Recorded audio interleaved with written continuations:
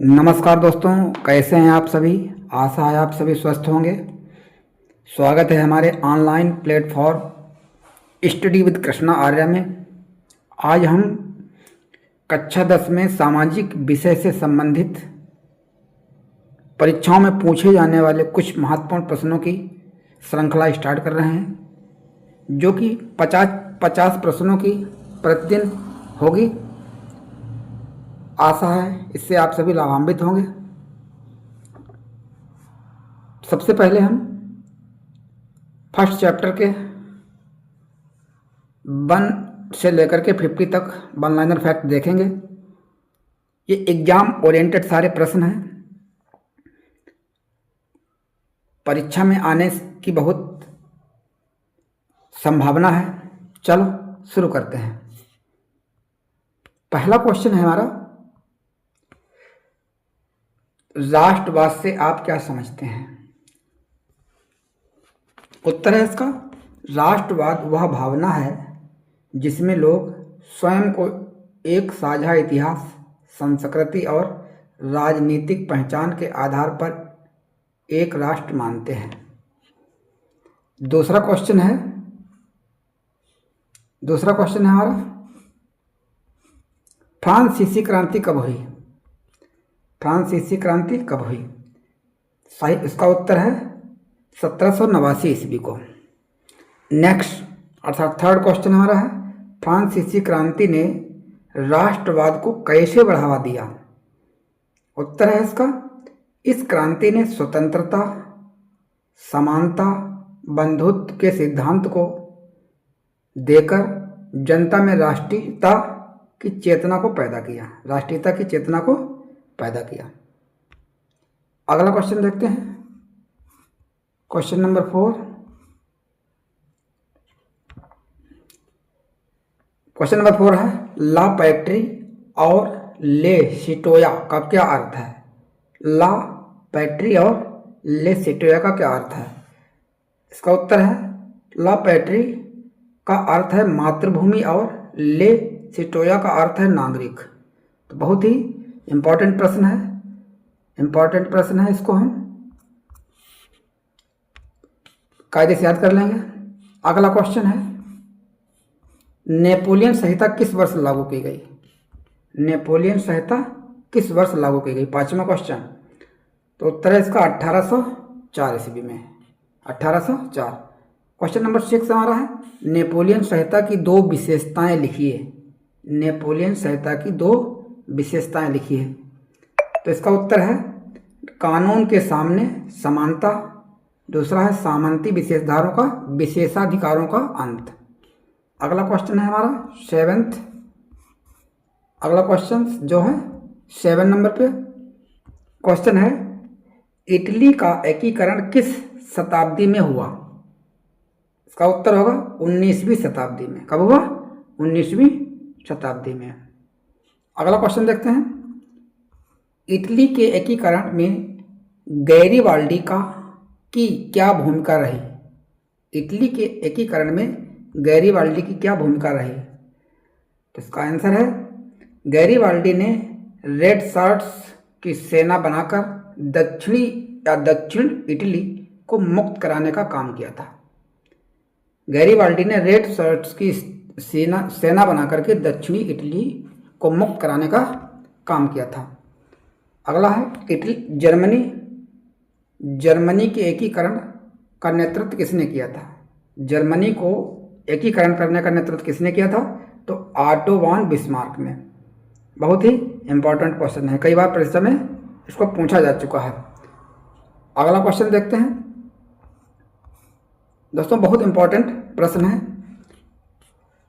Question number 10, blood and iron नीति किससे संबंधित है। ब्लड एंड आयरन नीति किससे संबंधित है। ब्लड और आयरन नीति किससे संबंधित है। आंसर है जर्मनी के एकीकरण से। किससे, जर्मनी के एकीकरण से। क्वेश्चन नंबर 11 है, 1848 ईस्वी की क्रांति कहाँ से हुई। उत्तर है, फ्रांस सहित यूरोप के कई देशों में हुई। अगला क्वेश्चन देखते हैं, क्वेश्चन नंबर 12, महिलाओं की राष्ट्रवादी आंदोलनों की क्या स्थिति रही? तो महिलाओं ने राजनीतिक क्लब बनाए और आंदोलनों में बढ़ चढ़ के हिस्सा लिया। अगला क्वेश्चन 13 नंबर, राष्ट्रवाद और उदारवाद से आप क्या संबंध है? राष्ट्रवाद और उदारवाद में क्या संबंध है, मतलब डिफरेंस देना है। तो उसका उत्तर है उदारवाद ने व्यक्तिगत स्वतंत्रता और समान अधिकारों पर बल देकर राष्ट्रवाद को मजबूत किया। उदारवाद ने व्यक्तिगत स्वतंत्रता और समान अधिकारों पर बल देकर राष्ट्रवाद को मजबूत किया। अगला क्वेश्चन है, जर्मनी के एकीकरण के बाद सम्राट कौन बना? जर्मनी के एकीकरण के बाद सम्राट कौन बना? जर्मनी के एकीकरण के बाद सम्राट कौन बना? तो है कौन? कैसर विलियम्स। कौन है? कैसर विलियम्स। अगला क्वेश्चन 15 नंबर, बाल्कन क्षेत्र में राष्ट्रवाद क्यों पनपा? बाल्कन क्षेत्र में राष्ट्रवाद क्यों पनपा? तो इसका आंसर क्या है? क्योंकि यहाँ विभिन्न जाति समूहों के शासन के अधीन थे। क्योंकि वहाँ विभिन्न जातीय समूह विदेशी शासन के अधीन थे। इसके अधीन? विदेशी शासन के अधीन। क्वेश्चन नंबर 16 देखते हैं, फ्रांस में सामंती व्यवस्था की एक विशेषता बताइए। फ्रांस में सामंती व्यवस्था की एक विशेषता बताइए। तो उत्तर है इसका, सामंतों को विशेषाधिकार प्राप्त थे जबकि किसानों पर करों का बड़ा बोझ था। अगला क्वेश्चन है 17 नंबर, स्टेट्स जनरल क्या था? स्टेट्स जनरल क्या था? ये भी बहुत इंपॉर्टेंट क्वेश्चन है। स्टेट्स जनरल क्या था? फ्रांस के 3 वर्गों पादरी, कुलीन, सामान्य जनता की सभा को स्टेट्स जनरल कहा जाता था। अगला क्वेश्चन है, उदार राष्ट्रवादियों की मुख्य उद्देश्य क्या था? तो इसका आंसर है उदार संवैधानिक शासन और व्यक्तिगत स्वतंत्रता स्थापित करना इसका मुख्य उद्देश्य था। अगला क्वेश्चन 19वां, 1815 में वियना की संधि का मुख्य उद्देश्य क्या था? इसका उत्तर होगा यूरोप में राजतंत्र को पुनः स्थापित करने का मुख्य इसका उद्देश्य था। यह भी क्वेश्चन बहुत ही महत्वपूर्ण और इम्पोर्टेंट है। अगला मैटरनिक कौन था? ऑस्ट्रेलिया का चांसलर और रूढ़िवादी नेता, इससे मैटरनिक से संबंधित था, अर्थात ऑस्ट्रेलिया का चांसलर और एक रूढ़िवादी नेता था। अगला क्वेश्चन, रूढ़िवाद से क्या तात्पर्य है? रूढ़िवाद से क्या तात्पर्य है? परंपरागत संस्थाओं और मूल्यों को बनाए रखने की विचारधारा। क्वेश्चन नंबर 22, उदारवाद की 2 विशेषताएं लिखिए। तो पहली विशेषता इसकी कानून के सामने समानता, दूसरी है अभिव्यक्ति की स्वतंत्रता। अगला क्वेश्चन जो कि क्वेश्चन नंबर 23 है, जाल वेराइन क्या था? जाल वेराइन क्या था? उत्तर है जर्मनी का सीमा सुरक्षा संघ, जर्मनी का सीमा शुल्क संघ, जर्मनी का सीमा शुल्क संघ, सॉरी। अगला क्वेश्चन है क्वेश्चन नंबर 24, जाल वेरान का क्या महत्व था? जाल वेरान का क्या महत्व था? इसका उत्तर है इससे आर्थिक एकीकरण को बढ़ावा दिया गया। अगला क्वेश्चन है, रोमांटिक राष्ट्रवाद से क्या आशा है? रोमांटिक राष्ट्रवाद से क्या आशा है? रोमांटिक राष्ट्रवाद से क्या आशा है? उत्तर इसका है कला, साहित्य, लोक परंपराओं के द्वारा राष्ट्र भावना को बढ़ाना ही रोमांटिक राष्ट्रवाद कहलाता था। तो अगला क्वेश्चन 26, पोलैंड में राष्ट्रवाद कैसे व्यक्त हुआ? संगीत और भाषा के माध्यम से। किसके? संगीत और भाषा के माध्यम से। अगला क्वेश्चन है, ग्रिम ब्रदर्स का योगदान क्या था? ग्रिम ब्रदर्स का योगदान क्या था? तो इसका उत्तर क्या होगा? जर्मन लोक कथाओं का संकलन करना ही ग्रिम ब्रदर्स का एक कार्य था। अगला है 1830 की क्रांति कहाँ हुई? 1830 की क्रांति कहाँ हुई? फ्रांस में। उत्तर क्या है? फ्रांस में। अगला क्वेश्चन देखते हैं, यूनान की स्वतंत्रता किससे संबंधित थी? यूनान की स्वतंत्रता किससे संबंधित थी? तुर्की शासन से मुक्ति से संबंधित थी। किससे थी? तुर्की शासन की मुक्ति से संबंधित थी। अगला क्वेश्चन जो कि 30 नंबर पर है, राष्ट्र राज्य से आपका क्या तात्पर्य है? राष्ट्र राज्य से आपका क्या तात्पर्य है? इसका उत्तर है ऐसा राज्य जिसमें राजनीतिक और सांस्कृतिक पहचान हो उसे हम राष्ट्र राज्य कहते हैं। अगला 31 नंबर, राष्ट्रवाद का एक नकारात्मक प्रभाव कौन सा है? राष्ट्रवाद का एक निगेटिव इफेक्ट क्या है? क्या है? जातीय संघर्ष। जब किसी भी राष्ट्र में जातीय संघर्ष छिड़ जाता है तो वहाँ पर राष्ट्रवाद पनप नहीं पाता है। आगे देखते हैं, बाल्कन संकट का एक प्रमुख कारण बताइए। क्या है? तुर्की साम्राज्य का कमजोर होना बाल्कन साम्राज्य का सबसे और प्रमुख कारण था। अगला है क्वेश्चन नंबर 38। क्वेश्चन नंबर 33, राष्ट्रवादी प्रतीकों का एक उदाहरण दीजिए। राष्ट्रवादी प्रतीक कौन सा था? राष्ट्रीय ध्वज। राष्ट्रवादी प्रतीक कौन था? राष्ट्रीय ध्वज। फ्रांस में राष्ट्रीय प्रतीक कौन सी महिला थी? फ्रांस में राष्ट्रीय प्रतीक कौन सी महिला थी? तो कौन थी? मारियान। ये भी क्वेश्चन बहुत ही इंपॉर्टेंट है, मारियान। अगला देखते हैं, जर्मनी में राष्ट्रीय प्रतीक कौन था? जर्मेनिया। जर्मनी में राष्ट्रीय प्रतीक कौन था? जर्मेनिया। अगला क्वेश्चन, उदार राष्ट्रवादियों की सीमाएं क्या थीं? उदार राष्ट्रवादियों की सीमाएं क्या थीं? उत्तर है इसका, महिलाओं को मताधिकार नहीं दिया गया था। नेक्स्ट क्वेश्चन 37, राष्ट्रवाद का प्रसार किस वर्ग से अधिक था? कौन सा? मध्यम वर्ग या मध्य वर्ग। अगला क्वेश्चन 38 नंबर, 1848 की क्रांति के परिणाम क्या रहे? 1848 की क्रांति के परिणाम क्या रहे? तो उत्तर है, कई देशों में संवैधानिक सुधार हुए। कई देशों में संवैधानिक सुधार हुए। अगला क्वेश्चन है 39, राष्ट्रवाद का आधुनिक अर्थ क्या है? इसका उत्तर है, एक संप्रभु राष्ट्र की भावना जागृत करना ही इसका अर्थ है। क्वेश्चन नंबर 40, नेपोलियन के सुधारों का एक प्रभाव लिखिए। नेपोलियन के सुधारों का एक प्रभाव बताइए। तो सबसे महत्वपूर्ण प्रभाव इसका क्या है? प्रशासनिक व्यवस्था में नेपोलियन ने बहुत अधिक प्रयास किए। अगला है, जर्मनी के एकीकरण में युद्धों की क्या भूमिका थी? जर्मनी के एकीकरण में युद्धों की क्या प्रमुख भूमिका रही है? तो जर्मनी के एकीकरण में युद्धों ने राज्यों को एकजुट कर दिया। राज्यों को एकजुट करने की सबसे महत्वपूर्ण भूमिका निभाई। अगला है 42 नंबर, इटली के एकीकरण में मैजनी का योगदान क्या रहा? तो इसका उत्तर होगा, राष्ट्रवादी विचारों का प्रसार करना। जर्मनी के एकीकरण में मैजनी ने राष्ट्रवादी विचारों को प्रचार प्रसार में महत्वपूर्ण भूमिका निभाने का काम किया।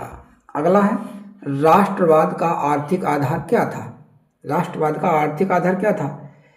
तो व्यापार और उद्योगों का विकास करना।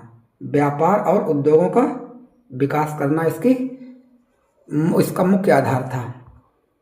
अगला क्वेश्चन 44, यूरोप में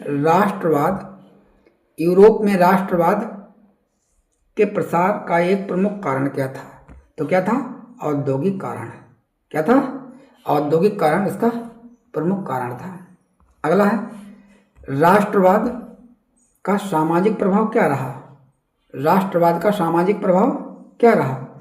तो इसका आंसर हो जाएगा, लोगों में एकता की भावना बनाए रखना। लोगों में एकता की भावना को जागृत करने का काम किसने किया? राष्ट्रवाद ने किया है। वो भी एक सामाजिक प्रभाव कहा जाता है। अगला है, राष्ट्रवाद का राजनीतिक प्रभाव क्या रहा?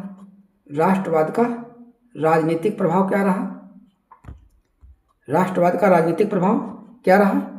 तो इसका उत्तर है, राष्ट्र राज्यों का निर्माण करना। यह एक इसका राजनीतिक प्रभाव था। अगला क्वेश्चन है राष्ट्र का सांस्कृतिक प्रभाव क्या था? राष्ट्र का सांस्कृतिक प्रभाव क्या था? तो इसका उत्तर है भाषा और परंपराओं का संरक्षण देना ही राष्ट्रवाद का एक सांस्कृतिक प्रभाव कहा जाता है। अगला क्वेश्चन है राष्ट्रवाद का एक उदाहरण दीजिए।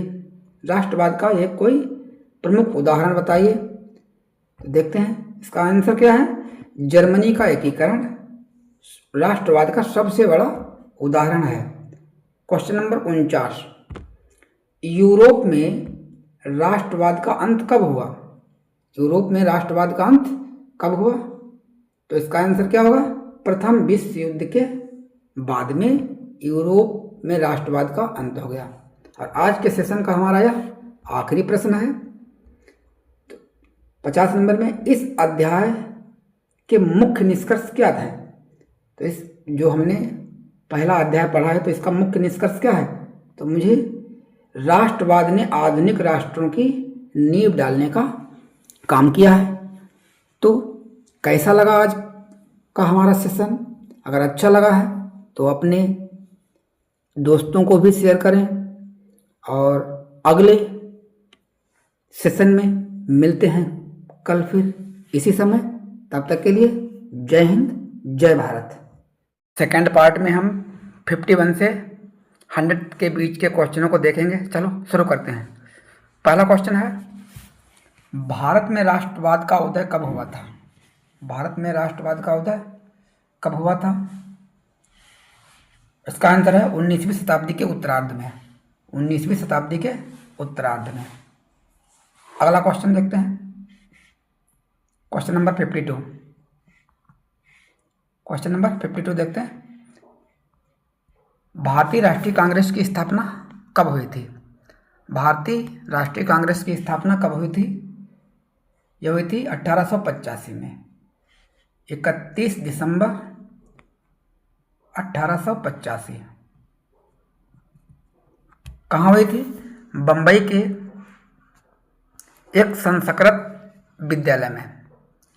इसके पहले अध्यक्ष व्योमेश चंद्र बनर्जी थे। अगला देखते हैं 53। कांग्रेस की स्थापना किसने की थी? A.O. ह्यूम। कौन थे? A.O. ह्यूम। अगला देखते हैं महात्मा गांधी भारत कब लौटे? महात्मा गांधी भारत कब लौटे? 1915 में। 9 जनवरी 1915 में। कब लौटे? 9 जनवरी 1915 में। इसीलिए 9 जनवरी को प्रवासी दिवस के रूप में भी मनाया जाता है। अगला क्वेश्चन है 55। गांधी जी ने भारत में पहला सत्याग्रह कहाँ से किया? गांधी जी ने भारत का पहला सत्याग्रह कहाँ से किया था? तो इसका आंसर होगा चंपारण। कहाँ है? बिहार में। चंपारण कहाँ है? बिहार में। अगला चंपारण सत्याग्रह किससे संबंधित था? यह चंपारण सत्याग्रह किससे संबंधित था? चंपारण सत्याग्रह नील खेती से संबंधित था। यहाँ पर अंग्रेज बिहार के किसानों से उनकी खेती का 1/20 भाग पर 1/20 1/20 भाग पर नील की खेती करने के लिए बाध्य करते थे। यदि वे ऐसा नहीं करते थे तो उन्हें खेती नहीं करने दी जाती थी। इसे हम तिनकटिया पद्धति के नाम से भी जानते हैं। अगला क्वेश्चन है खेड़ा सत्याग्रह आंदोलन था। खेड़ा सत्याग्रह आंदोलन किससे संबंधित था? खेड़ा सत्याग्रह आंदोलन किससे संबंधित था? इसका आंसर होगा फसल खराब होने के बावजूद किसानों से जबरदस्ती कर वसूली की जाती थी। अगला है अहमदाबाद मिल हड़ताल किससे संबंधित है? अहमदाबाद मिल हड़ताल ये मजदूरों की मजदूरी बढ़ाने से संबंधित थी। इसमें भी गांधी जी ने अनशन किया हुआ था। रॉलेट एक्ट कब लागू हुआ? रॉलेट एक्ट 1919 को लागू हुआ था। इसके अंतर्गत किसी भी भारतीय को बिना अपील बिना दलील से के जेल में बंद करने का इसमें प्रावधान था। इसीलिए इसका बढ़ चढ़ कर विरोध हुआ और इसीलिए जलियांवाला हत्याकांड भी इसी के संबंध में हुआ था। आगे आगे देखते हैं, रॉलेट एक्ट का विरोध क्यों हुआ। रॉलेट एक्ट का विरोध इसलिए हुआ क्योंकि यह बिना मुकदमा चलाए गिरफ्तारी की अनुमति देता था। जलियांवाला हत्याकांड कब हुआ। जलियांवाला हत्याकांड कब हुआ था। जलियांवाला हत्याकांड हुआ था 13 अप्रैल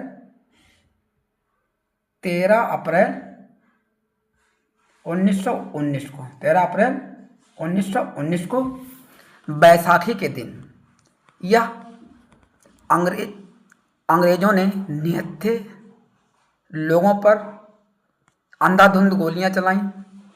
इसमें सत्यपाल और सैफुद्दीन किचलू की गिरफ्तारी के संबंध में लोगों ने यहाँ पर एक जनसभा की, जिस पर अंग्रेजों ने निहत्थे लोगों पर गोलियों की बौछार कर दी, जिसमें हजारों की संख्या में लोग मारे गए। इसी से संबंधित एक हंटर कमेटी का गठन गांधी जी ने करवाया था, किया गया था, जिसको गांधी जी ने उसको लीपापोती करने के रूप में बताया। अगला क्वेश्चन है, जलियांवाला बाग हत्याकांड कहाँ हुआ। जलियांवाला बाग हत्याकांड कहाँ हुआ। ये हुआ था अमृतसर में, अमृतसर पंजाब में। अगला क्वेश्चन है, असहयोग आंदोलन कब शुरू हुआ था। असहयोग आंदोलन कब शुरू हुआ था। असहयोग आंदोलन 1920 ईस्वी में शुरू हुआ था। असहयोग आंदोलन का मुख्य उद्देश्य क्या था। असहयोग आंदोलन का मुख्य उद्देश्य क्या था। इसका मुख्य उद्देश्य था ब्रिटिश शासन से अंग्रेजी सत्ता को समाप्त करना या ब्रिटिश शासन से सहयोग समाप्त कर देना असहयोग आंदोलन का मुख्य संबंध था। गांधी जी ने असहयोग आंदोलन वापस क्यों ले लिया। गांधी जी ने असहयोग आंदोलन वापस क्यों ले लिया। गांधी जी ने चौरी चौरा हत्याकांड के कारण असहयोग आंदोलन को वापस ले लिया। इसमें अंग्रेज सिपाहियों को जिंदा ही जला दिया गया था। यह घटना 5 फरवरी 1922 को घटित हुई थी। चौरी चौरा हत्याकांड कब हुआ, जैसा कि हमने बताया 1922 में, 5 फरवरी 1922। कितने कब हुई, 5 फरवरी 1922 को। आगे देखते हैं, स्वराज्य का क्या अर्थ है। स्वराज्य का क्या अर्थ है, आत्मशासन। स्वराज्य का अर्थ क्या है, आत्मशासन। अगला क्वेश्चन, खिलाफत आंदोलन किससे संबंधित था। खिलाफत आंदोलन किससे संबंधित था, तो इसका आंसर है तुर्की के खलीफा से संबंधित। तुर्की के खलीफाओं से संबंधित था। नमक सत्याग्रह आंदोलन कब शुरू हुआ। नमक सत्याग्रह आंदोलन कब शुरू हुआ, तो ये शुरू हुआ 1930 ईस्वी में। अगला क्वेश्चन, दांडी मार्च कितने दिनों तक चला था। दांडी मार्च कितने दिनों तक चला था। दांडी मार्च कितने दिनों तक चला था, ये चला था 24 दिनों तक। अगला क्वेश्चन, दांडी मार्च की दूरी कितनी थी। दांडी मार्च की दूरी कितनी थी। दांडी मार्च की लगभग 240 किलोमीटर की दूरी थी। अगला क्वेश्चन, सविनय अवज्ञा आंदोलन का मुख्य उद्देश्य क्या था। सविनय अवज्ञा आंदोलन का मुख्य उद्देश्य क्या था, तो सविनय अवज्ञा आंदोलन का मुख्य उद्देश्य ब्रिटिश कानूनों का उल्लंघन करना था। क्या था, ब्रिटिश कानूनों का उल्लंघन करना। अगला क्वेश्चन देखते हैं। अगला, पूना समझौता कब हुआ। पूना समझौता कब हुआ, यह हुआ 1932 में। कब हुआ, 1932 में। पूना समझौता किनके बीच में हुआ था। पूना समझौता किनके बीच में हुआ था। पूना समझौता गांधी जी और डॉक्टर भीमराव अंबेडकर के बीच में संपन्न हुआ था। भारत छोड़ो आंदोलन कब शुरू हुआ था। भारत छोड़ो आंदोलन कब शुरू हुआ था, 1942 में। कब शुरू हुआ था, 1942 में। अंग्रेजों भारत छोड़ो। भारत छोड़ो आंदोलन का प्रमुख नारा क्या था। भारत छोड़ो आंदोलन का प्रमुख नारा क्या था, डू और डाई, अर्थात करो या मरो। साइमन कमीशन का भारत में विरोध क्यों हुआ।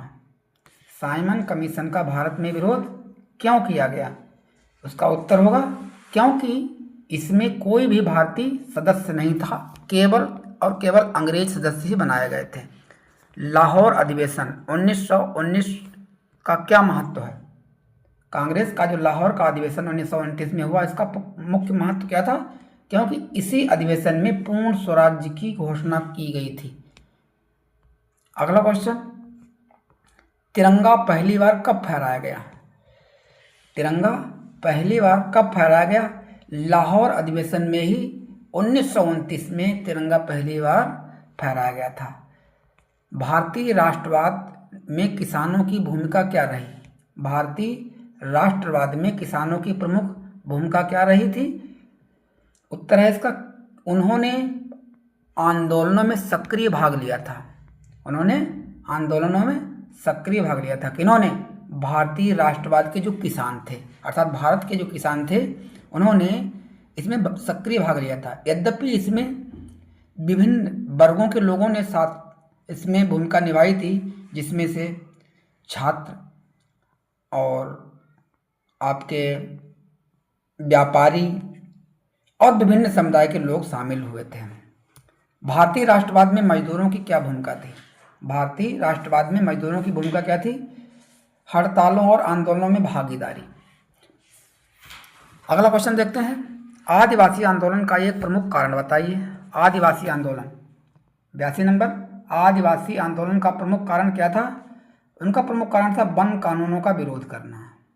अंग्रेजों के द्वारा जो बनाए गया वन के कानून थे, उसका भरसक विरोध किया गया भारत के लोगों के द्वारा। अगला क्या है, स्वदेशी आंदोलन का प्रमुख उद्देश्य क्या था? स्वदेशी आंदोलन का प्रमुख उद्देश्य क्या था? स्वदेशी आंदोलन का प्रमुख उद्देश्य क्या था? इसका प्रमुख उद्देश्य था विदेशी वस्तुओं का बहिष्कार करना। विदेशी वस्तुओं का बहिष्कार करना। अगला क्वेश्चन, खिलाफत और असहयोग आंदोलन का संबंध किससे था? दोनों साथ साथ, इसका संबंध किससे था? दोनों साथ साथ चलें, दोनों साथ साथ चलें। अगला क्वेश्चन 85 भारतीय राष्ट्रवाद का आधार क्या रहा? 85 नंबर क्वेश्चन है, भारतीय राष्ट्रवाद का आधार क्या रहा? इसका मुख्य आधार था एकता और स्वतंत्रता की भावना से प्रेरित करना। अगला क्वेश्चन, दलित आंदोलन का नेतृत्व किसने किया था? दलित आंदोलन का नेतृत्व किसने किया था? इसका नेतृत्व डॉक्टर BR अम्बेडकर जी ने किया था। अगला क्वेश्चन, भारत में राष्ट्रवाद के प्रसार का एक माध्यम बताइए। भारत में राष्ट्रवाद के प्रसार का एक माध्यम, उसका मुख्य माध्यम क्या था? समाचार पत्रों के माध्यम से लोगों को जागरूक किया जाता था। अगला क्वेश्चन, लोकगीतों का राष्ट्रवाद में क्या योगदान है? लोकगीतों का राष्ट्रवाद में क्या योगदान है? जन जागरण किया गया। लोकगीतों के माध्यम से लोगों ने लोगों को जागृत करने का काम किया। भारत में राष्ट्रवाद का सामाजिक प्रभाव क्या रहा? भारत में राष्ट्रवाद का सामाजिक प्रभाव क्या रहा? इसका मुख्य प्रभाव रहा सामाजिक एकता में वृद्धि। अगला क्वेश्चन है, भारत में राष्ट्रवाद का राजनीतिक प्रभाव क्या रहा? भारत में राष्ट्रवाद का राजनीतिक प्रभाव क्या रहा? तो इसका मुख्य प्रभाव रहा स्वतंत्रता संग्राम की गति मिल गई। स्वतंत्रता संग्राम की गति मिल गई इससे। क्वेश्चन नंबर 91, गांधी जी ने सत्याग्रह का आधार क्या? गांधी जी के सत्याग्रह का आधार क्या था? अहिंसा और सत्य। क्या था? अहिंसा और सत्य। महिलाओं की भूमिका, क्वेश्चन नंबर 92 में, महिलाओं की भूमिका राष्ट्रवादी आंदोलनों में कैसी रही या क्या रही? तो महिलाओं की भूमिका मुख्य रूप से जुलूस और आंदोलनों में भाग लेने के रूप में रही, अर्थात उन्होंने जुलूसों और आंदोलनों में मुख्य रूप से भाग लिया था। अगला क्वेश्चन है, राष्ट्रवाद और सांप्रदायिकता का में अंतर बताइए। राष्ट्रवाद और सांप्रदायिकता में क्या अंतर है? तो इसका उत्तर होगा, राष्ट्रवाद एकता पर, सांप्रदायिकता विभाजन पर आधारित था। राष्ट्रवाद एकता पर, सांप्रदायिकता विभाजन पर आधारित था। अगला क्वेश्चन, भारतीय राष्ट्रवाद की एक सीमा बताइए। भारतीय राष्ट्रवाद की एक सीमा बताइए। तो इसकी सीमा है कुछ वर्गों तक ही भागीदारी रही, मतलब सभी वर्ग इसमें शामिल नहीं हो पाए थे। अगला है, भारतीय राष्ट्रवाद का अंतिम परिणाम क्या रहा? भारतीय राष्ट्रवाद का अंतिम परिणाम क्या रहा? अंततः 1947 में 15 अगस्त 1947 को हमें आज़ादी मिल गई। 96 क्वेश्चन, भारत में राष्ट्रवाद के प्रतीकों का एक उदाहरण दीजिए। इसका क्या है उदाहरण? तिरंगा ध्वज। अगला क्वेश्चन 97, वंदे मातरम का राष्ट्रवाद में क्या महत्व है? वंदे मातरम का राष्ट्रवाद में क्या महत्व है? तो राष्ट्रीय भावना से प्रेरित किया। वंदे मातरम ने राष्ट्रीय भावना से प्रेरित किया। अगला है, भारत में राष्ट्रवाद का सांस्कृतिक प्रभाव कैसा रहा या क्या रहा? भारत में राष्ट्रवाद का सांस्कृतिक प्रभाव क्या रहा? राष्ट्रीय साहित्य और कला का विकास हुआ। राष्ट्रीय कला और साहित्य का विकास हुआ। अगला क्वेश्चन 99, अगला क्वेश्चन क्या है? 99, भारतीय राष्ट्रवाद का अंतरराष्ट्रीय प्रभाव क्या रहा? उसका उत्तर होगा उपनिवेश विरोधी आंदोलनों को प्रेरणा मिली। अगला क्वेश्चन है क्वेश्चन नंबर 100, जो कि हमारे इस सेशन का आखिरी क्वेश्चन आंसर है। इस अध्याय का निष्कर्ष बताइए। तो इस भारतीय राष्ट्रवाद ने जनता को संगठित कर स्वतंत्रता दिलाने का काम किया। तो ये आज हमारे 51 से लेकर के 100 तक क्वेश्चन रहे। अगर पहला वाला वीडियो नहीं देखा है तो हम कमेंट में लिंक को पिन कर देंगे, आप लोग उसको देख सकते हैं। तब तक के लिए जय हिंद, जय भारत। नमस्कार दोस्तों, कैसे हैं आप सभी लोग? आशा है आप स्वस्थ और तंदुरुस्त होंगे। सामाजिक विज्ञान की इस श्रृंखला में आज हम अध्याय 3 औद्योगिकरण के युग से संबंधित 101 से 200 तक क्वेश्चन करेंगे। आओ शुरू करते हैं। हमारा आज का पहला क्वेश्चन है औद्योगिकरण युग। औद्योगिकरण से आप क्या आशा है? औद्योगिकरण से आपका क्या आशा है? इसका उत्तर होगा मशीनों के प्रयोग से बड़े पैमाने पर उत्पादन की प्रक्रिया को औद्योगिकरण कहते हैं। अगला क्वेश्चन देखते हैं 102 नंबर। औद्योगिकरण क्रांति कहाँ से शुरू हुई थी? औद्योगिकरण की क्रांति कहाँ से शुरुआत हुई थी? कहाँ से हुई थी? इंग्लैंड से। नेक्स्ट क्वेश्चन 103, औद्योगिकरण क्रांति की शुरुआत कब हुई थी? 103 नंबर। औद्योगिकरण की क्रांति कब शुरू हुई थी? 18वीं शताब्दी के मध्य में। 18वीं शताब्दी के मध्य में। अगला क्वेश्चन, फैक्ट्री प्रणाली का क्या अर्थ है? फैक्ट्री प्रणाली का क्या अर्थ है? इसका उत्तर है उत्पादन का केंद्रीकरण। कारखानों में होना ही उत्पादन का केंद्रीकरण होगा। अगला है औद्योगिकरण से पहले उत्पादन कहाँ होता था? औद्योगिकरण से पहले उत्पादन कहाँ होता था? इसका उत्तर होगा घरों और छोटे कार्यशालाओं में। अगला क्वेश्चन है स्टीम इंजन का आविष्कार किसने किया था? उत्तर होगा जेम्स वाट ने। क्या होगा? जेम्स वाट ने। अगला क्वेश्चन देखते हैं 107 नंबर। औद्योगिकरण में कपड़ा उद्योग का महत्व क्यों था? इसका उत्तर क्या होगा? यह सबसे पहले मशीनों में उत्पादन करने वाला उद्योग था। यह सबसे पहले मशीनों से उत्पादन करने वाला एक उद्योग था। अगला क्वेश्चन 108, इंग्लैंड में औद्योगिकरण क्रांति। इंग्लैंड में औद्योगिकरण के लिए अनुकूल परिस्थितियां क्या क्या थीं उनको बताना है। तो इसके लिए पूंजी, कच्चा माल, उपनिवेश आदि की जरूरत होती है। 109 नंबर, औद्योगिकरण का श्रमिकों पर क्या प्रभाव है उनको बताना है। कार्य के लंबे घंटे और कम मजदूरी इसका एक प्रभाव है। अगला क्वेश्चन, शहरीकरण से आपका क्या तात्पर्य है? शहरीकरण गांवों से शहरों की ओर जनसंख्या का बढ़ना ही शहरीकरण की श्रेणी में आता है। अगला क्वेश्चन है औद्योगिकरण से शहरीकरण कैसे बढ़ा? औद्योगिकरण से शहरीकरण कैसे बढ़ा? इसका उत्तर होगा कारखानों में काम करने की तलाश में लोग शहर आए, इसीलिए औद्योगिकरण दिन प्रतिदिन बढ़ता ही जा रहा है। अगला है औद्योगिकरण का पर्यावरण पर क्या प्रभाव पड़ा उसको बताना है। इसका आंसर होगा प्रदूषण में वृद्धि हुई। औद्योगिकरण से प्रदूषण में वृद्धि हुई। अगला है औद्योगिकरण में महिलाओं की भूमिका क्या थी? औद्योगिकरण में महिलाओं की भूमिका क्या थी? तो उत्तर होगा इसका वे कारखानों में कम मजदूरी पर भी काम कर लेती थीं। अगला है क्वेश्चन नंबर 114, बाल श्रम क्यों बढ़ा? बाल श्रम सस्ती मजदूरी दर के कारण, सस्ती मजदूरी के कारण बाल श्रम बढ़ा। लुडाइट आंदोलन किससे संबंधित था? लुडाइट आंदोलन, बहुत इंपॉर्टेंट क्वेश्चन है ये, most important question, most important question है। तो इसका उत्तर क्या होगा? मशीनों के विरोध से। अगला है औद्योगिकरण एक सकारात्मक प्रभाव बताना है। औद्योगिकरण का ये सकारात्मक, जहाँ पर कुछ उद्योगों में नकारात्मक प्रभाव होता है, उसके कुछ सकारात्मक भी प्रभाव होते हैं। तो इसका सकारात्मक प्रभाव क्या है? उत्पादन में वृद्धि हुई। औद्योगिकरण से कम समय में ही अधिक उत्पादन हो जाता है। औद्योगिकरण का एक नकारात्मक प्रभाव लिखिए, बेरोजगारी का शोषण हुआ। बेरोजगारी और शोषण इससे बढ़ा है। भारत में औद्योगिकरण कब शुरुआत हुई? भारत में औद्योगिकरण की शुरुआत कब हुई? 19वीं शताब्दी में। सबसे पहली औद्योगिक नीति कब आई थी? 1948 में। कब आई थी? 1948 में। भारत में पहला सूती कपड़ा मिल कहाँ स्थापित किया गया? भारत में पहला सूती कपड़ा मिल कहाँ स्थापित हुआ?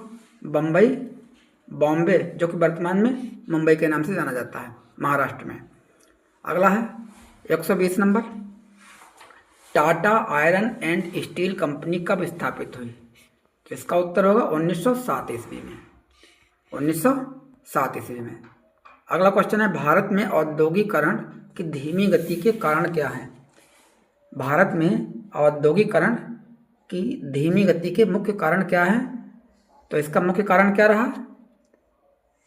इसका मुख्य कारण रहा ब्रिटिश नीतियाँ। क्या रहा इसका कारण? ब्रिटिश नीतियाँ। अगला क्वेश्चन है, कुटीर उद्योग से क्या तात्पर्य है? कुटीर उद्योग छोटे छोटे हथकरघे होते हैं, तो घर आधारित छोटे उद्योगों को, इसमें कताई, बुनाई, सिलाई, कढ़ाई आदि छोटे छोटे उद्योग सरकार एमएसएमई के माध्यम से बहुत ही जोर दे रही है वर्तमान में भी। कुटीर उद्योगों का पतन क्यों हुआ? कुटीर उद्योगों का पतन क्यों हुआ? मशीन निर्मित वस्तुओं की प्रतिस्पर्धा के कारण, क्योंकि मशीनों से अधिक मात्रा में उत्पादन होने लगा, इसलिए कुटीर उद्योगों का पतन हो गया। औद्योगिकरण में परिवहन का महत्व क्या था? इसका कच्चे माल और माल ढुलाई में सुविधा हो गई है। अगला है रेलवेज का विस्तार, 125 नंबर में। रेलवेज का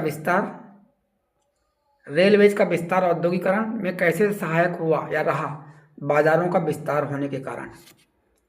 अगला है 126 नंबर, औद्योगिकरण के माध्यम से मध्यम वर्ग में क्या प्रभाव पड़ा? रोजगार और आय में वृद्धि हुई। उत्तर क्या होगा? रोजगार और आय में वृद्धि हुई। औद्योगिकरण से किसान कैसे प्रभावित हुए? औद्योगिकरण से किसान कैसे प्रभावित हुए? इसका उत्तर होगा पारंपरिक आजीविका प्रभावित हुई। पारंपरिक आजीविका प्रभावित हुई। अगला है औद्योगिकरण और उपनिवेशवाद में क्या संबंध है?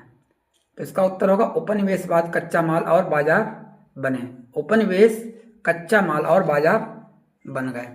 भारत, अगला इसका भारत स्वदेशी उद्योगों का एक उदाहरण बताइए। भारत में स्वदेशी उद्योगों का एक उदाहरण, इसका सब क्या उदाहरण है? खादी उद्योग। खादी उद्योग, महात्मा गांधी इस पर बहुत जोर देते थे। औद्योगिकरण में तकनीक की क्या भूमिका थी? तो इसका उत्तर होगा उत्पादन की गति और गुणवत्ता दोनों बढ़ी हैं। औद्योगिकरण से जीवन स्तर पर क्या प्रभाव पड़ा? औद्योगिकरण से जीवन स्तर पर क्या प्रभाव पड़ा? तो इसका उत्तर होगा कुछ वर्गों का जीवन स्तर सुधरा। क्वेश्चन नंबर 132, औद्योगिकरण में सामाजिक असमानता क्यों बढ़ी? औद्योगिकरण में सामाजिक असमानता क्यों बढ़ी? इसका उत्तर होगा आय में असमान वितरण। आय में असमान वितरण। अगला क्वेश्चन होगा औद्योगिकरण का शिक्षा पर क्या प्रभाव पड़ा? औद्योगिकरण से शिक्षा पर क्या प्रभाव पड़ा? तो तकनीकी शिक्षा का विकास हुआ। उत्तर क्या होगा? तकनीकी शिक्षा का इसमें और अधिक विकास हुआ। अगला क्वेश्चन, औद्योगिकरण से व्यापार कैसे बढ़ा? औद्योगिकरण से व्यापार कैसे बढ़ा? तो इसका उत्तर होगा बड़े पैमाने पर उत्पादन का होना, अर्थात बड़े पैमाने से होने से व्यापार और अधिक बढ़ गया। अगला क्वेश्चन है 135, औद्योगिकरण का वैश्विक प्रभाव क्या था? औद्योगिकरण का वैश्विक प्रभाव क्या रहा? जिसका उत्तर होगा विश्व बाजार का विस्तार हो गया। पहले हम अपनी वस्तुओं को अपने देश में ही बेच लेते थे, लेकिन 1991 में जैसे ही पीपीटी का मॉडल लागू हुआ, हम अपने वस्तुओं को देश के विभिन्न भागों में पहुंचा सकते हैं और वहां की वस्तुओं को अपने यहाँ ला सकते हैं। अगला है भारत में औद्योगिकरण का लाभ क्या था? भारत में औद्योगिकरण का प्रमुख लाभ क्या था? तो रोजगार के नए नए अवसर सृजित हो गए। भारत में औद्योगिकरण की एक समस्या बताइए। भारत में औद्योगिकरण की एक समस्या बताइए। पूंजी की कमी। इसमें भारी पूंजी की मात्रा लगाई जाती है।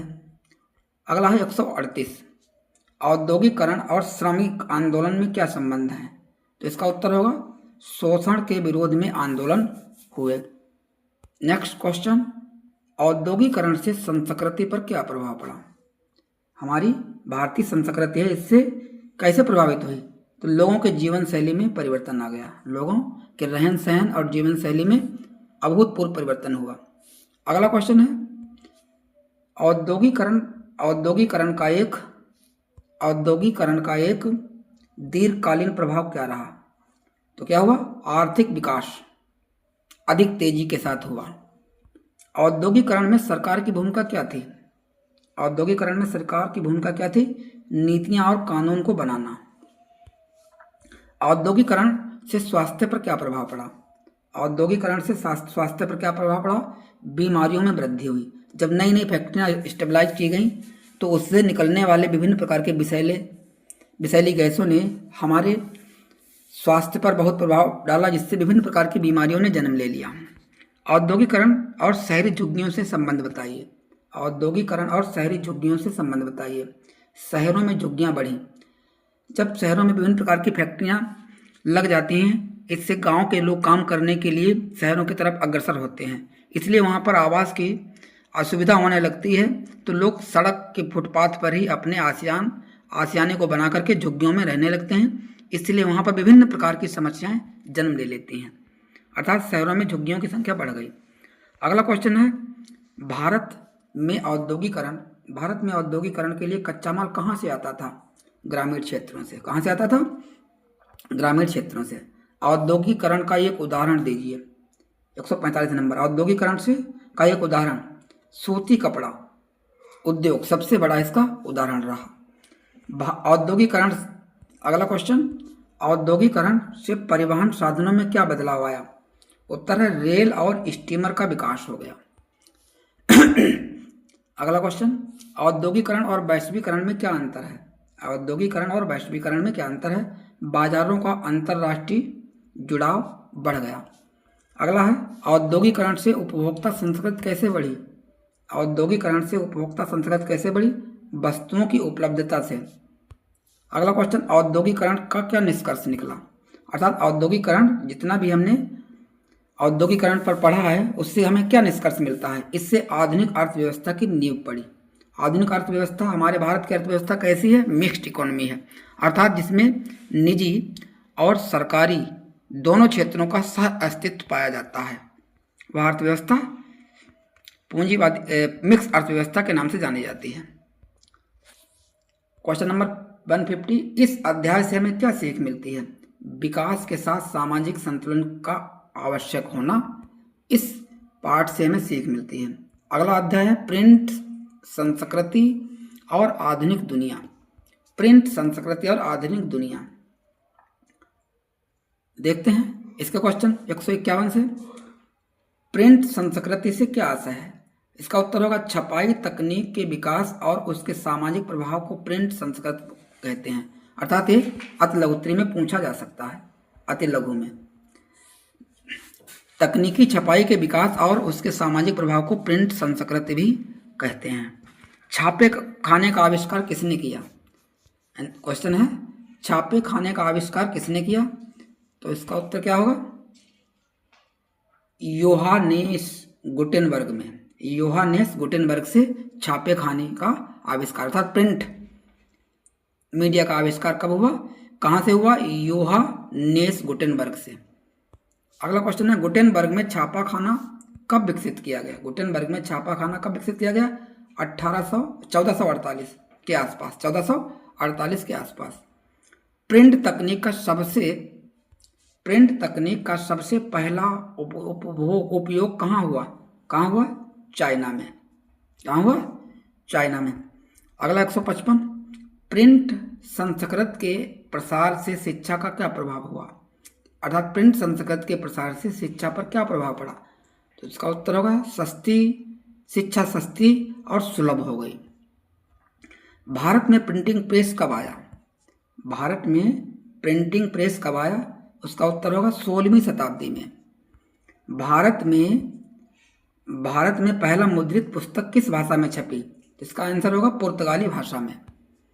अगला, बाइबल के प्रसार में प्रिंट मीडिया की तकनीक की क्या भूमिका रही? इसका उत्तर होगा बाइबल आम जनता तक पहुंच सकी। अगला क्वेश्चन है प्रोटेस्टेंट सुधार आंदोलन में प्रिंट का क्या योगदान था? प्रोटेस्टेंट सुधार आंदोलन में प्रिंट का क्या योगदान था? तो इसका उत्तर होगा मार्टिन लूथर के विचारों का प्रसार हुआ। अगला है प्रिंट संस्कृत से महिलाओं को क्या लाभ हुआ? प्रिंट संस्कृत से महिलाओं को क्या लाभ हुआ? तो इसका उत्तर होगा शिक्षा और जागरूकता बढ़ी। अगला क्वेश्चन, भारत में अखबारों का उदय कब हुआ? भारत में अखबारों का उदय कब हुआ? इसका उत्तर होगा 18वीं शताब्दी में। अगला क्वेश्चन, भारत का पहला समाचार पत्र कौन सा था? भारत का पहला समाचार पत्र कौन सा था? तो यह है बंगाल गजट। अगला क्वेश्चन, प्रिंट मीडिया का राष्ट्रवाद में क्या योगदान था? प्रिंट मीडिया का राष्ट्रवाद में क्या योगदान था? तो राष्ट्रीय चेतना का प्रसार और प्रसार हुआ। औपनिवेशिक सरकार ने प्रिंट मीडिया पर नियंत्रण क्यों लगाया? जो औपनिवेशिक सरकारें थी इन्होंने प्रिंट मीडिया पर नियंत्रण क्यों लगाया? इसका उत्तर होगा विरोधी विचारों को रोकने के लिए, ताकि कोई विरोध ना कर सके। वर्नाकुलर प्रेस एक्ट कब लागू हुआ? वर्नाकुलर प्रेस एक्ट कब लागू हुआ? 1878 ईस्वी में। इस अधिनियम का उद्देश्य क्या था? इस अधिनियम कौन सा, जो कि हमने पिछले क्वेश्चन में पढ़ा, तो भारतीय भाषाओं में अखबारों पर नियंत्रण हो गया। भारतीय भाषाओं के अखबारों पर नियंत्रण हो गया। अगला क्वेश्चन है प्रिंट संस्कृत से सामाजिक सुधार कैसे संभव हुआ? इसका उत्तर होगा समाज सुधारवादी विचारों के प्रसार से। धार्मिक सुधार आंदोलनों में प्रिंट की क्या भूमिका थी? इसका उत्तर होगा धर्म ग्रंथों का प्रचार और प्रसार किया गया या हो गया। 169 नंबर, प्रिंट संस्कृत से अंधविश्वास कैसे कम हुआ? वैज्ञानिक विचारों के प्रसार से। अगला क्वेश्चन है बच्चों के लिए छपी पुस्तकों का क्या महत्व था? बच्चों के लिए छपी पुस्तकों का क्या महत्व था? नैतिक और शैक्षिक विकास, बहुत ही महत्वपूर्ण भूमिका निभाई बच्चों के लिए इन किताबों ने। अगला क्वेश्चन है 171, भारत में कार्टून और चित्रों का उपयोग क्यों बढ़ा? इसका उत्तर होगा संदेश को सरल बनाने के लिए। अगला क्वेश्चन है प्रिंट संस्कृत का ग्रामीण समाज पर क्या प्रभाव पड़ा? जागरूकता में वृद्धि हुई। क्या हुआ? जागरूकता में वृद्धि हुई। अगला देखते हैं छापे खाने से साहित्य पर क्या प्रभाव पड़ा? छापे खाने से साहित्य पर क्या प्रभाव पड़ा? उत्तर है साहित्य का व्यापक प्रचार और प्रसार हो गया। अगला क्वेश्चन है प्रिंट संस्कृत और लोकतंत्र में क्या संबंध है? प्रिंट संस्कृत और लोकतंत्र में क्या संबंध है? जनमत निर्माण में सहायता मिलने के लिए प्रिंट संस्कृत का अधिक महत्व बढ़ गया। प्रिंट मीडिया का एक नकारात्मक प्रभाव बताइए। इसका उत्तर है गलत सूचनाओं का प्रचार और प्रसार करना। अगला है भारत में महिला पत्रिकाओं का उद्देश्य क्या था? भारत में महिला पत्रिकाओं का क्या उद्देश्य था? तो उत्तर है महिला जागरूकता। अगला है प्रिंट संस्कृत में भाषा का विकास कैसे हुआ? इसका उत्तर है मानवीकरण और शब्दावली का विकास होने से प्रिंट संस्कृत की भाषा का विकास हुआ। अगला है औपनिवेशिक भारत में पुस्तकों का क्या महत्व है? औपनिवेशिक भारत में पुस्तकों का क्या महत्व था? तो आधुनिक शिक्षा का प्रचार और प्रसार में। अगला है प्रिंट संस्कृत और सार्वजनिक बहस पर संबंध बताइए। तो क्या है? विचारों का आदान प्रदान संभव हो सका। किससे? प्रिंट संस्कृत से। प्रिंट संस्कृत का दीर्घकालीन प्रभाव क्या था? प्रिंट संस्कृत का दीर्घकालीन प्रभाव क्या था? आधुनिक समाज के निर्माण में इसने महत्वपूर्ण भूमिका निभाई, वो भी दीर्घकालीन है। भारत में प्रिंट संस्कृत का एक उदाहरण दीजिए।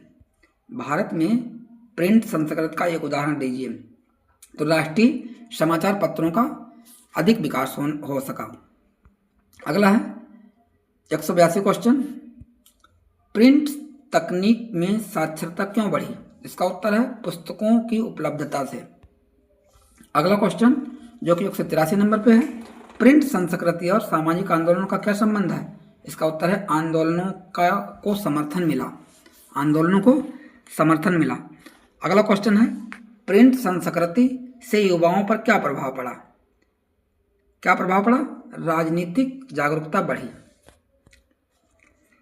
अगला क्वेश्चन, प्रिंट मीडिया और शिक्षा सुधार में क्या संबंध है? उत्तर है नए विचारों का प्रचार और प्रसार हुआ। अगला क्वेश्चन, प्रिंट संस्कृत का आर्थिक प्रभाव क्या था? प्रिंट संस्कृत का आर्थिक प्रभाव क्या था? इसका उत्तर है प्रकाशन उद्योग का विकास हुआ। अगला है, प्रिंट संस्कृत और राष्ट्र निर्माण में क्या योगदान रहा? प्रिंट संस्कृत और राष्ट्र निर्माण में क्या योगदान रहा? तो इसका उत्तर है राष्ट्रीय एकता को बढ़ावा मिला। भारत में प्रिंट संस्कृत की एक सीमा बताइए। क्या है? निरक्षरता। क्या बड़ी? निरक्षरता। प्रिंट संस्कृत से राजनीति कैसे प्रभावित हुई? इसका उत्तर है जनमत के निर्माण से। किसके? जनमत के निर्माण से। इस अध्याय का निष्कर्ष क्या हुआ? इस जो अध्याय पढ़ा है प्रिंट मीडिया का, इससे हमें क्या निष्कर्ष मिलता है? प्रिंट संस्कृत ने आधुनिक चेतना को जन्म दे दिया। अगला, आधुनिक दुनिया में प्रिंट का स्थान क्या है? आधुनिक दुनिया में प्रिंट का स्थान क्या है? सूचना का महत्वपूर्ण स्रोत, प्रिंट का ही एक महत्वपूर्ण स्रोत माना गया है। प्रिंट और डिजिटल मीडिया में एक अंतर बताइए। प्रिंट कागज पर और डिजिटल ऑनलाइन होता है, जिससे हम आप एक दूसरे से इंटरफेयर होकर के जुड़ रहे हैं, अर्थात पढ़ रहे हैं, पढ़ा रहे हैं। प्रिंट संस्कृत का एक लाभ बताइए। ज्ञान का प्रसार करना। ज्ञान का प्रसार करना। प्रिंट संस्कृत का एक दोष बताइए। प्रिंट संस्कृत का एक दोष बताइए। क्या हुआ? सेंसरशिप इसमें लागू है। प्रिंट संस्कृत से समाज में क्या परिवर्तन आया? उत्तर है इसका जागरूक समाज का निर्माण हुआ। जागरूक समाज का निर्माण हुआ। 96 नंबर पे है, भारत में स्वतंत्रता आंदोलन का उपयोग कैसे हुआ? इसका उत्तर होगा आंदोलनों के प्रसार में। अगला क्वेश्चन 197, प्रिंट संस्कृति और अभिव्यक्ति की स्वतंत्रता में कैसा संबंध है? विचार व्यक्त करने का एक माध्यम है। अगला क्वेश्चन 198, प्रिंट संस्कृति का एक ऐतिहासिक महत्व बताइए। तो इसका उत्तर है सामाजिक क्रांति का आधार रहा। क्या? प्रिंट संस्कृति। अगला है, प्रिंट संस्कृति का भविष्य क्या है? तो इसका उत्तर है डिजिटल के साथ सह अस्तित्व। आखिरी क्वेश्चन 200 नंबर, इस अध्याय से मुख्य क्या सीख मिलती है? तो सूचना समाज को बदल सकती है। तो दोस्तों, कैसा लगा आज का हमारा सेशन? अगर अच्छा लगा है तो लाइक, शेयर और सब्सक्राइब जरूर करें और अपने दोस्तों को भी शेयर करें ताकि हमें भी मोटिवेशन मिल सके। तब तक के लिए जय हिंद। मिलते हैं अगले वीडियो में। बाय।